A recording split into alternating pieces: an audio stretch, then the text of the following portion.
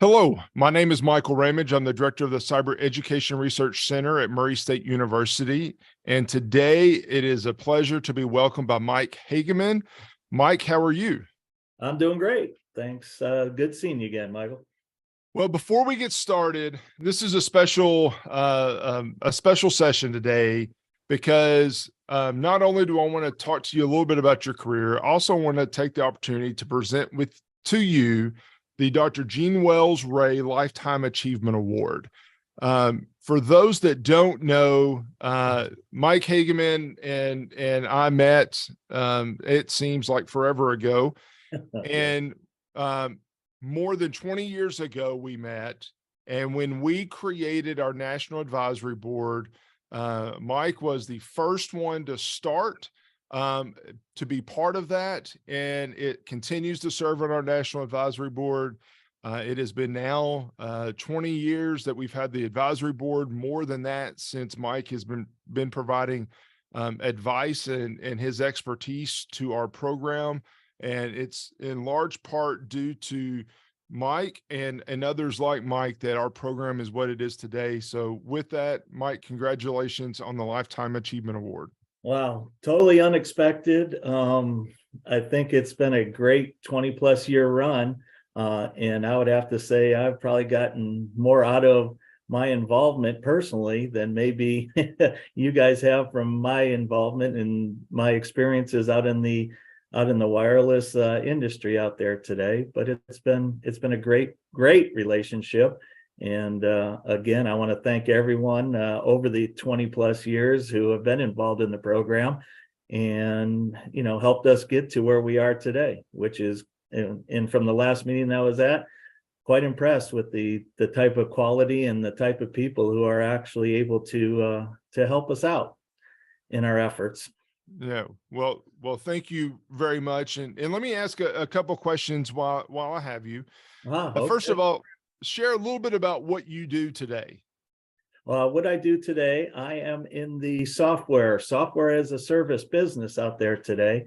And I'm part of a company by the name of Fleet Enable. And what Fleet Enable is in the business is providing a transportation management system for the transportation and logistics industries out there today, bringing people in this industry up to the 21st century in terms of technology and off of Excel spreadsheets and pieces of paper, and being able to document that and bring that technology to the marketplace today. And it's a very, very exciting and growing area.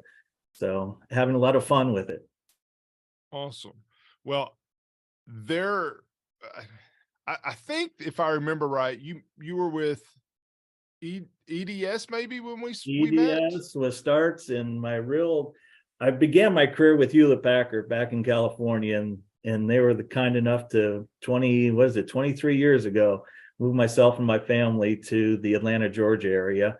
But where I learned my trade in the wireless and mobile industry was really with Hewlett Packard, and spent many years as their director of wireless applications and wireless development for our personal computer division at Hewlett Packard.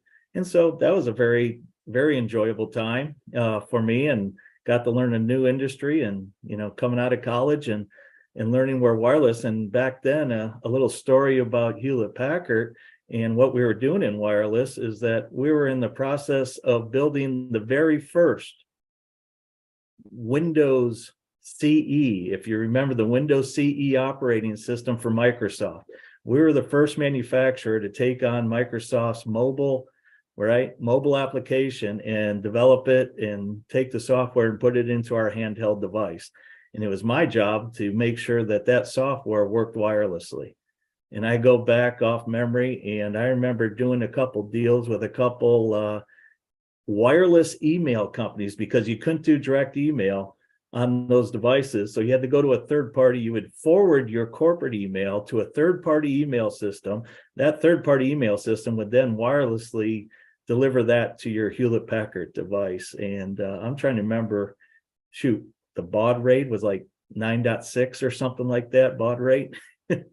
Try streaming video or anything off of that baud rate, right? In today's environment. So that's where I began my career and spent most of my career in the wireless and mobile environment. And that has taught me how to, establish myself and get introduced to the software as a service environment. I do remember that handheld, and now that you say that, I do remember that you being with HP way back in the day. Yes. That's a good memory on that email transfer, because you had to forward it to another email address. Correct. And I think we used to take blocks of 240 characters or something at the time and put it in blocks and sent it over the wireless network in blocks of 240 characters at the time. Yeah. And so if you wanted a full page email, you might have to wait a couple minutes to get that. But guess what? It was wireless, and it's interesting to see over those 20 plus years the evolution of the network technologies that we now use today. That's right. Well, so you have seen, since your time at HP, you've been at a handful of other places, and as you mentioned, it's been in wireless and mobile. You've done IoT, you've done now software as a service. What advice would you have for a student that looks at your career and says, you've done a lot of really cool things in a lot of different areas? How do I best prepare myself to be successful in a career like yours? I would say what I've enjoyed most about my career, and the advice that I would give: make sure you're doing something that you enjoy and something that challenges you every day. And I've had that throughout my career, luckily enough, because I was always on, quote, the bleeding edge of technology, right? When we were started with wireless, no one knew what wireless was. No one really knew, right? We knew we could make telephone calls, but we didn't know how, outside of making a phone call, what was really entailed and what type of information we could, transmit over those channels. And so every day that I woke up, I had a smile on my face because I knew I was going to learn something new that day, or I had to implement something new. And so that's what really, excites me. And being in the software as a service, every day there's something new that's coming out that we have to make sure that we're supporting, for our customer requirements that are out there today. I think that's good advice. I think if you enjoy it and you love it, then as it evolves, you're going to continue to learn it. Correct. Yep. Yeah. And you have to have compassion, right? You internally have to want to make something better, right? And every day you walk in the door and say, how can I make a difference? How can I personally make a difference today? No, that's right. Absolutely. Well, you shared a cool story. I always want you to when I have these conversations, I want you to share a cool story. You've shared one. Any others that you want to share? Oh, I got it. I got them come too many years in the business. What was another one that comes right off, and it goes back to my mobile days. I just remember meeting with one of the largest. This is the very early days, going back to the HP days, of meeting with a very large aircraft engine manufacturer. And these guys used to carry their manuals in a suitcase, right? And they get their new manual every January, second, third week of January. And that was the manual. But guess what? Every week there was an update being made to these manuals, and they get sent papers, and they'd have to find what page to put these manuals in and all that crazy kind of stuff on how to fix an aircraft engine, right? Novel idea. How about if we took that manual, right, put it on a server, right, where you make automatic updates to it, and your people wirelessly could go in and access directly that kind of information. And so I remember the good old days, we'll call them, of actually, quote, wirelessly enabling that application and being able to send that information, both the manual as well as any updates that were made to it, wirelessly, to that aircraft manufacturer's technicians that were out in the field every day, right? So instead of them jumping on an airplane with a 50-pound manual, they were jumping on airplanes with a little tablet, right? And it had the most up-to-date information on it.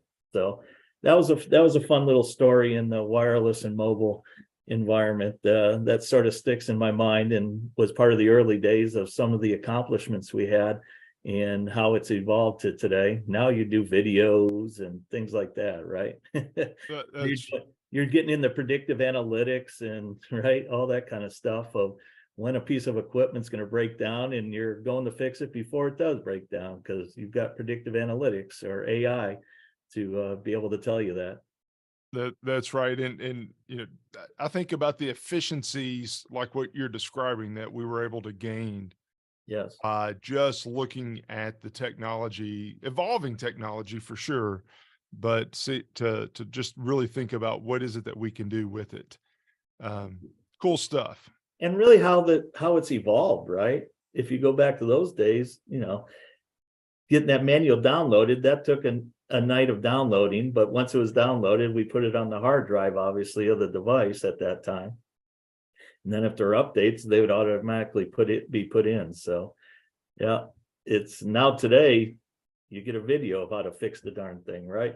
That's right. You stream a video over your wireless device and step by step what screw to do and everything. So So yeah. true. So true. Well, Yeah. I could talk to you all day. I love having conversations with you and sharing stories and talking about what we do. But let me stop there and just say thank you for your time today. Thank you for what you do for our program. Congratulations on your award. I Thank will you. make sure that you get this. And thank you for all that you do for Murray State. No, and I want to thank everyone at Murray State too. It's been a great, and I look forward to continuing our relationship. Appreciate it. Thank you. Thank you.